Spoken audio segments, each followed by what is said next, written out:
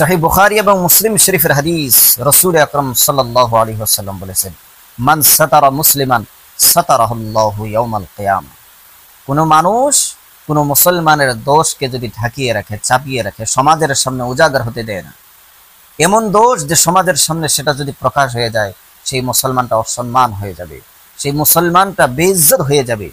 এ কথা জানার পরে কোনো মুসলমান যদি দোষ জানা সত্ত্বেও সেটা সমাজের সামনে উজাগার হতে দেয় না, ঢাকিয়ে রাখে, আল্লাহ সুবহানাহু ওয়া তাআলা ওই দোষ ঢাকিয়ে রাখা ব্যক্তির কিয়ামতের ময়দানে তার গুনাহগুলো ঢাকিয়ে রাখবেন। হাসরের ময়দানে মানুষের সামনে তার গুনাহগুলো আল্লাহ সুবহানাহু ওয়া তাআলা প্রকাশ করবেন না। কত বড় ফজিলতের বিষয় মুসলমানের দোষকে চাপিয়ে রাখা।